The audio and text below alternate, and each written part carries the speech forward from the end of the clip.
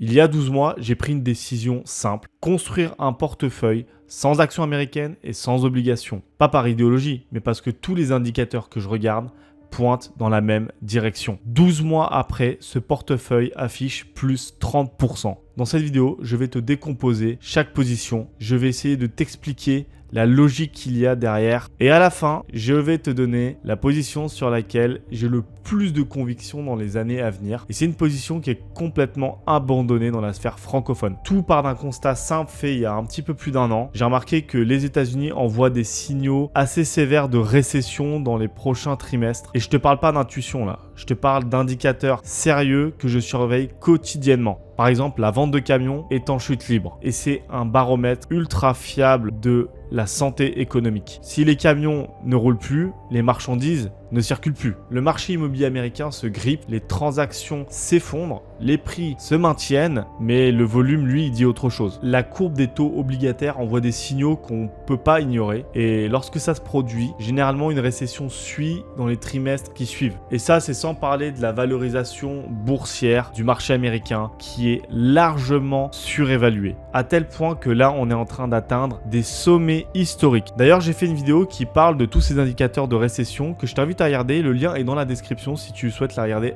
après cette vidéo. Donc la question que je me suis posée, c'est si le marché américain devient risqué, où est-ce que je vais me positionner? Et dans ce cas-là, il me faut un marché qui soit décorrélé des cycles américains. Ma première position, c'est le marché asiatique. J'ai acheté des actions dans plusieurs pays d'Asie. Seule exception pour l'Inde et le Japon dans lequel je n'ai pas investi d'argent et également l'Australie, car je les estime aujourd'hui un peu trop surévalués et tout le monde en parle, notamment pour l'Inde. Lorsque tout le monde en parle, c'est déjà trop tard. Donc je te parle là de marchés que les occidentaux boudent encore. Tout le monde te parle du CAC 40, du SP500, de l'Eurostock, mais personne ne te parle de Taïwan, de Hong Kong et de la Chine évidemment. 3 exemples parmi des dizaines d'autres pays dans lesquels j'ai placé mon argent. Ce sont des économies qui produisent des choses tangibles, qui sont complètement décotés en ce moment et qui profitent actuellement d'un rééquilibrage commercial international et indépendamment de ce qui se passe à Wall Street d'ailleurs. Et il y a un pays dans cette zone dans lequel j'ai plus de conviction que les autres et je vais te le donner à la fin de la vidéo, donc reste jusqu'au bout. Mon deuxième pilier de mon portefeuille, c'est l'or. Alors je sais ce que tu vas dire, l'or ne verse pas de dividendes, il ne produit pas de richesse. L'or, c'est pour ceux qui ont peur de tout et c'est exactement pour ça qu'il marche bien dans certains environnements macro. Quand les États se surendettent à des niveaux records,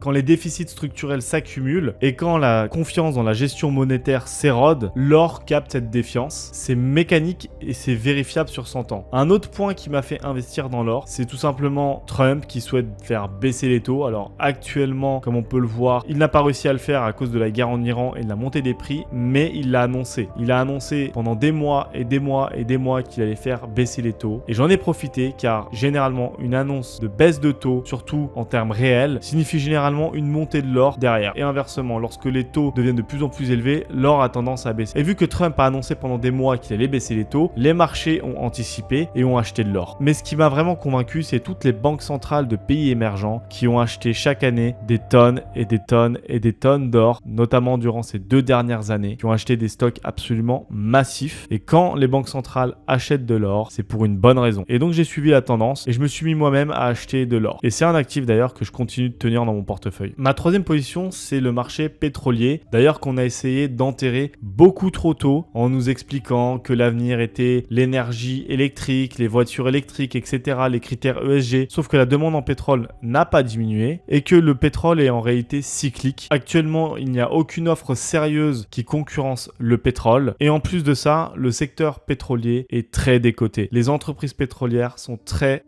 bon marché. Alors sur les valeurs pétrolières, il faut faire attention. Il y a souvent un risque géopolitique ou politique d'une manière générale avec les mesures écologiques. Mais pour mon cas, ça a bien marché et ma position en pétrolière a bien augmenté. En plus, avec l'augmentation du prix du baril, j'ai eu de belles performances sur les entreprises pétrolières. Et dernière chose, quand tout le monde fuit un secteur rentable pour des questions idéologiques, il y a souvent des choses à faire. Quatrième position, on reste sur l'énergie, mais c'est l'uranium. Le prix de l'uranium est actuellement encore très bas et c'est pareil, l'uranium est cyclique, on est en bas de cycle et la demande en uranium ne fait que monter d'année en année. Et là, on est arrivé à un point où les demandes d'uranium vont être massives, notamment via la Chine qui construit chaque année des nouvelles centrales nucléaires pour alimenter son industrie qui est absolument colossale. Et comme vous savez, la Chine est en train de partir en guerre commerciale contre toute la planète. Il n'y a pas que la Chine d'ailleurs, c'est toute l'Asie qui se met au nucléaire. et de plus en plus de pays émergents. Donc je me suis positionné sur l'uranium. Je pense que c'est un actif qui sur le long terme peut être très intéressant, notamment l'uranium physique. Ma 5e position, c'est le yen, qui a moins fonctionné que les autres, mais j'ai incorporé le yen en position de défense, car les Japonais ont énormément de dettes à l'étranger, du moins ils possèdent énormément de dettes étrangères, ils ont énormément d'actifs à l'étranger et beaucoup d'actifs américains. Et vu que j'anticipe une récession américaine, je pense que lorsque cela arrivera, les Japonais vendront leur position et récupéreront de la trésorerie, donc échangeront leur dollar contre du yen, ce qui pourrait devenir très antifragile si demain le marché américain se mettait à baisser. Malheureusement, je suis rentré peut-être un peu trop tôt sur le yen, donc j'ai perdu de l'argent sur cette position. Voilà, je suis transparent avec toi. Sur le yen, j'ai pas encore gagné d'argent, mais je pense que ça viendra. Et surtout si mon avis par rapport au marché américain se réalise réellement. Ma 6e et dernière position, et d'ailleurs je te remercie d'être resté jusqu'au bout, c'est la position bonus que je voulais te donner en début de vidéo, c'est le Vietnam. Pourquoi le Vietnam? Parce que le Vietnam est à son âge d'or démographique. La population a un très bon niveau d'éducation. D'ailleurs, on le voit au niveau du QI, ils ont un QI à peu près à 100, comme dans les pays occidentaux. Et c'est un marché qui est encore inconnu pour la plupart des investisseurs occidentaux. Il est encore en marché frontière et il devrait passer